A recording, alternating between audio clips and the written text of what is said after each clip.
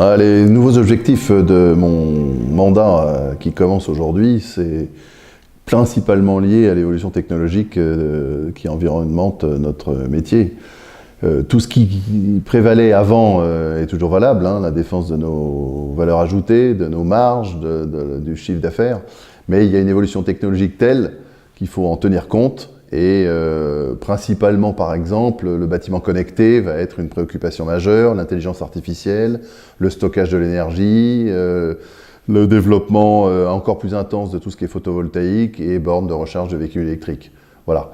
Mais encore une fois, il n'y a pas de rupture, puisque depuis 3 ans, il y avait aussi déjà ces évolutions technologiques. Simplement, il y a une accélération et on va intensifier nos actions sur la défense de nos professions dans cette évolution technologique. Alors ça passe à la fois par défense de nos territoires, puisque nous sommes implantés sur tous les départements français et toutes les régions. Ça passe par la présence dans le monde politique et décisionnaire et normatif. Ça passe par des relations avec les fournisseurs et distributeurs encore plus approfondies, parce qu'il y a des dangers et des opportunités aussi dans cette filière, et il faut qu'on puisse saisir pour nos adhérents électriciens toutes les opportunités qui traînent. Voilà, l'aspect technique va de nouveau être encore à l'honneur dans tous les sujets que nous traitons à la FFIE. Il y a une intensification aussi de nos actions de formation, de veille sur les référentiels de tous les diplômes des gens qui nous rejoignent. On a évidemment un enjeu de ressources humaines essentiel pour les années à venir chez nos adhérents. Ça passe par le travail sur la formation initiale, l'apprentissage, et un travail sur la promotion de la formation professionnelle, l'évolution des technologies, surtout télécom par exemple, courant faible, qui vont nécessiter des formations supplémentaires pour tous les compagnons traditionnels, j'allais dire, de nos entreprises. Il y a vraiment une vraie présence dans tout l'écosystème de formation initiale et formation professionnelle de la part de la FFIE pour qu'on ait vraiment une préparation de l'avenir, notamment sur la question de la ressource humaine qui est fondamentale.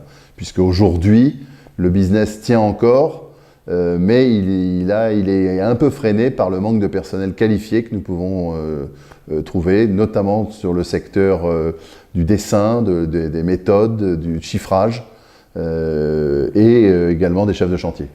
Tous nos métiers évoluent, et puis il y a des nouveaux entrants sur les métiers habituellement dévolus aux électriciens. Du coup, il y a une concurrence qui fait qu'effectivement, il y a des nouveaux métiers et il y a des nouveaux entrants dans des nouveaux métiers.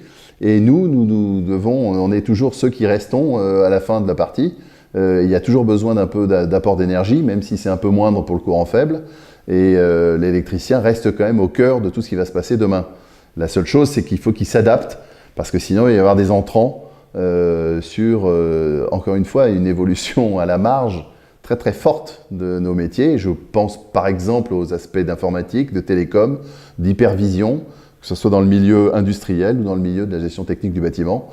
Il va falloir que nous ayons de nouvelles compétences, parce que sinon d'autres vont venir nous les prendre. Nous allons vers une évolution du métier d'installateur électricien vers l'intégration de systèmes. Donc il faut des gens qui sachent à la fois traiter des problèmes d'énergie, des problèmes de data, des problèmes de traitement de la data, des enjeux de transport avec fibre optique, pas fibre optique, cuivre traditionnel. La data prend évidemment une importance colossale par les capteurs aussi que nous mettons à la fois dans les bâtiments, les secteurs industriels, le secteur industriel. Donc c'est vrai qu'il y a une évolution vers l'intégration de systèmes. C'est pas uniquement de transporter de l'énergie, comme ça a longtemps été le cas. C'est plus non plus uniquement de transporter de la data. Il faut une intégration de tous ces domaines qui fait qu'avec la rapidité actuelle du traitement d'information, l'électricien doit aussi évoluer vite vers le traitement des données, le traitement et la supervision de tous ces secteurs, à la fois énergétiques et de transport numérique. Il s'agit vraiment de supervision, quasiment d'hypervision. Le secteur du bâtiment intelligent, le bâtiment responsable, est en pleine évolution, c'est-à-dire qu'il va produire sa propre énergie, il va stocker de l'énergie, il va développer les conforts, l'installation de sécurité des biens, des personnes. Voilà, c'est un domaine en évolution constante, mais on n'a encore rien vu sur le bâtiment par rapport à tout ce qui est possible. Les constructeurs sont déjà pas mal en avance sur ces sujets de l'IoT, hein, des objets connectés. L'intelligence artificielle qui arrivera d'ici quelques années va aussi apporter de nombreuses évolutions sur la gestion technique du bâtiment. Et c'est là où on va avoir besoin de gens un peu plus prendre de la hauteur sur l'hypervision, la connexion de tout, la cohabitation de tous ces secteurs, l'interopérabilité de tous les systèmes installés.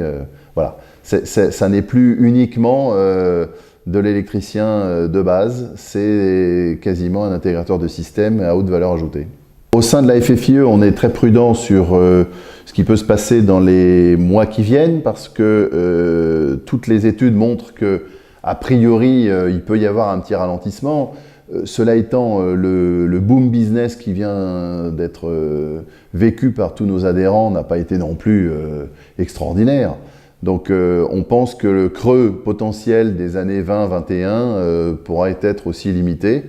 Donc on est très optimiste parce qu'il y a cette évolution technologique et toute cette révolution de l'usage qui fait qu'il y a vraiment de quoi faire pour nos métiers.